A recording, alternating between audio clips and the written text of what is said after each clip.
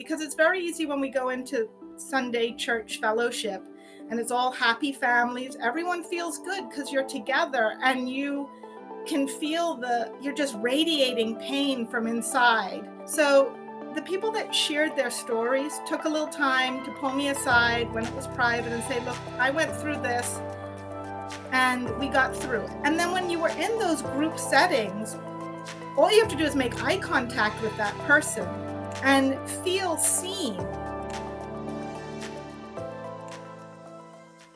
Calliope, better known as Cally Couchell-Wilson, is a graduate of Hellenic College with a Bachelor of Arts in Religious Studies and has been actively involved in the Family Life Ministries of the Orthodox Church for the last 20 years. Her book, Weathering the Hurricane of Divorce, is a deeply personal reflection on her experience, intended to be comfort to those struggling with the ramifications of divorce. Let's start by introducing the book, Weathering the Hurricane of Divorce. Who is the book for, and why did you decide to write it? Well, it was a long journey. I've always been involved with the Family Life Ministries of the church. And so when I was going through a divorce about 15 years ago, my first knee-jerk reaction was to walk into the Greek Orthodox Archdiocese Family Life Ministry office at that time at Hellenic College and say, so what resources are there? And the wonderful people there very frankly said, Cally, we don't have anything, but tell me what you wish there was. And so as I continued that journey, that thought was always at the back of my mind. And as when anyone goes through something, people then who are going through it later on come up to you and say, well, I'm going through a divorce. Do you have a resource? What would you say to someone going through this? And so I kept doing a bit of research to see what was out there. And there wasn't much. Family Life Ministries produced some stuff. I worked with the Atlanta Greek Orthodox Diocese Family Ministries, Paula Marchman, to produce some materials. But it was such a topic that just had not been fully addressed and had not been addressed by someone who had actually been through it. Sure. So when I was looking about 5 years ago for some more resources, I came across a short, more academic style video series by Sister Vasa Laron. She's an Orthodox theologian, and it's an excellent explanation in a more academic way of the divorce process. And so I connected with her and she asked if I would be interviewed for her YouTube program so that I could give some feedback in the first person.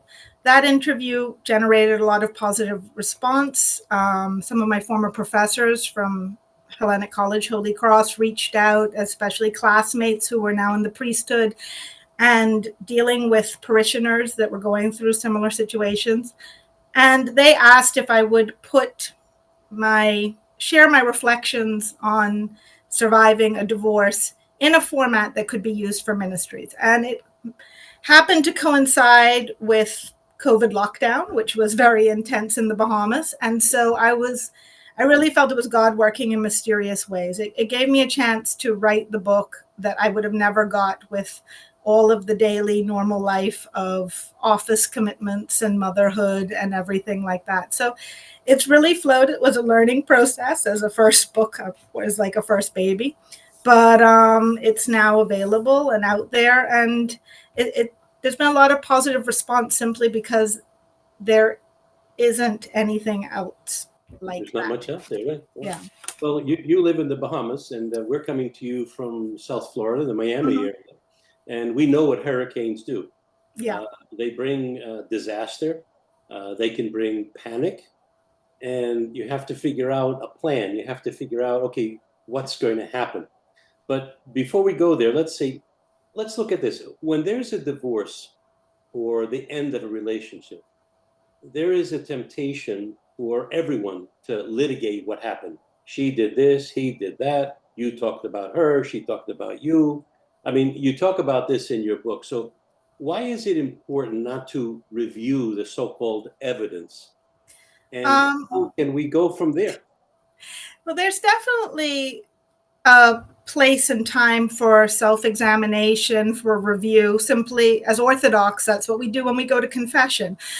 That's necessary in its time and its place because we want to learn from our mistakes and also even learn from the mistakes of others. However, the analogy I like to use is if someone was in a bad car accident, you could focus on, well, what caused the accident? Were you overtired? Were you drinking? Was it the other person's fault? Or you could say, are you hurting? Are you feeling better? Do you need us to bring you food? Are you able to get physical therapy? It's the two ways of sort of coming at the same problem. And I think it also has to be acknowledged that a divorce usually affects an entire community. It affects a family. Our church is our church family. And so those people that are connected to you are hurting as well. Parent feels like they've lost a son or a daughter because they're trying to be loyal to their biological child, but they may have spent years investing in a relationship. And so there's a lot of confusion. And no matter what, you can't keep everyone abreast of what's going on with your situation. So I think it's just very important for our communities to be kind, to be comfortable with not understanding everything that's going on, and to sort of hold the fort as far as the physical needs of the couple, making sure the church doors stay open, there are fellowship events available, and that someone can walk into coffee hour comfortably. Even if you feel that maybe the person isn't acting in a manner in which you condone, there's still extended family members and there's children that you don't want them to feel estranged from the community because you may not be comfortable with how their parent is behaving. Well, the connection there to the automobile accident is poignant because you're looking at the destruction of the vehicle, but you also have the human beings, and the human beings are the ones that are important and the ones that need building and the balm of salvation. Let's talk about one thing I found really fascinating that you talked about is reframing your relationship with your former spouse as one of a brother and a sister. What does that mean to you? Well, I think what you need to continue that line as we're all brothers, called to be brothers and sisters in Christ.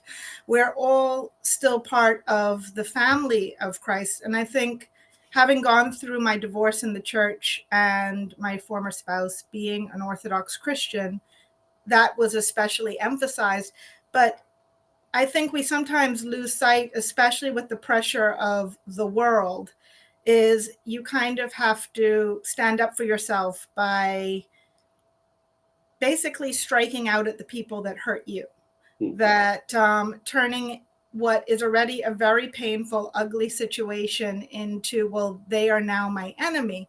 And it's an Orthodox theological concept that our idea of hell is being tied back to back for eternity with somebody, that you can never make eye contact. There's never that true unity. And as much as nobody wants to hear when you're first going through a divorce, eventually we're still called to be at peace with everyone we come in contact with. It's not, there's no out for like, okay, you just be at peace with 90% of the world, but that doesn't include ex-husbands.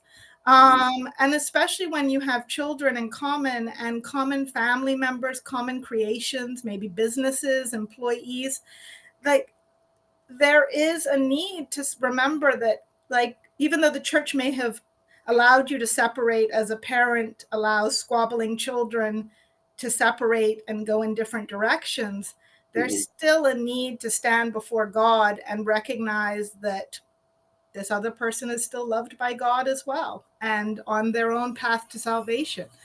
And it's not something that happens easily or forced, but family bonds can reevaluate themselves and be redirected. I will forever love my former sister-in-laws who are as close to me as sisters. And so to throw all of those relationships away, they may have needed time, healing, a lot of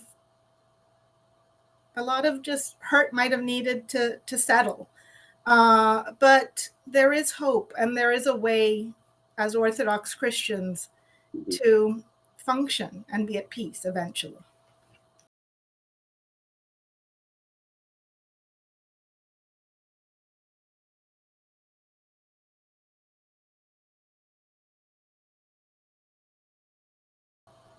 Let's go to another part. Many of the reflections you discuss, you talk about mental strain, the health effects of divorce, and there's no denying that, which we need to consider not only from the inside, but also from the outside, others looking at us and watching. Can you discuss a little bit about maybe how do we offer from your own experiences what others can do to help during those first months or years of that healing process? Yeah, there's a lot to be said to allow someone time to share their story. Also, to be very open about the struggles you have maybe faced in life. Because it's very easy when we go into Sunday church fellowship and it's all happy families. Everyone feels good because you're together and you can feel you're just radiating pain from inside without any necessary external symbol, unless you melt down in the middle of coffee hour, which is happens, but it's very uncomfortable. So for the people that shared their stories took a little time to pull me aside when it was private and say, look, I went through this and we got through it. Not necessarily together as a couple, but at the end of the day, I can feel joy again. My children are all right. You can get through that. That helped a lot. And then when you were in those group settings, all you have to do is make eye contact with that person and feel seen, and or a hug. I had someone recently tell me that what helped so much was just that a parishioner said to them, I'm just going to hug you until you let go. And I thought that was the most beautiful thing, because there were times when I felt great sympathy for people who cut themselves, because I understood the desire to have an external injury so that I could say, you want to know how much I'm hurting? This is how much I'm hurting. And it affects all of your mental well-being. Even if you decide to walk away from a marriage with a divorce, and feel like you were the one who instigated it, it's sort of, well, what took the pain that took to get you to that point? The fact that at some point the person you relied on most, who knows your most inner workings of your thoughts, your hearts, your dark thoughts, is now you're not on your side. That's a horrible feeling. Your self-esteem, your images, that's not even getting into just the mental stress of finances, and whether your children are okay, because they're hurting too. So you're trying to take care of them, or you're trying to take care of your parents and reassure them as well. So there's so much that we joke about a divorce diet. It's very common to see someone drop 10 pounds or 20 pounds until they start to comfort themselves with chocolate cake, and then it starts to come back. But there's a lot that goes into it that I think, unless you've really been through it, or that level of loss and grief, you don't quite get it. And you don't quite it until someone acts in a manner which is completely hurtful, you can't necessarily understand that either. I mean, that's why it's important to share those stories so people don't feel alone. One of the things that was the most helpful to me was, there's an older Greek lady in our community, much loved. And she knows who she is because I just shared this story in church. But when I first came back to my home parish, and I was there on a Palm Sunday without my children, and because they were visiting their dad that weekend, and it was at the trauma stage in which it was very hard to have a conversation with someone, even how are you doing, without everything pouring out. And Thea Nina grabbed me and said, you're going to do the tickets. And she sat me at the Palm Sunday lunch ticket table right at the front. And that was perfect. Everyone walked in. I could say, hi, where's your money? This is, it was a very brief conversation. helping. I had an important role, but I was also allowed to kind of be in my bubble. And I'm still doing that job 15 years later. And but there are things like that, even the importance of things like our festivals. It might be easy to dismiss at times, but sometimes people need activity.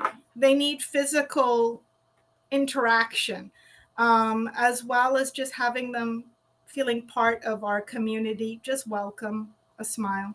Anyhow. It's been a very, very enlightening conversation. We're talking about your book, Weathering the Hurricane of Divorce. This is the first part of it. Tell us how people can get your book. It's available through Amazon because I'm in the Bahamas and it's hard to ship things from here. So you can order it in hard copy or in Kindle format. And also Hellenic College Holy Cross, their bookstore, is carrying it, and they have it available online, as well as there are some local church bookstores that are carrying it, but I couldn't start to say which ones yet. Great. Thank you, Cally, for being with us today.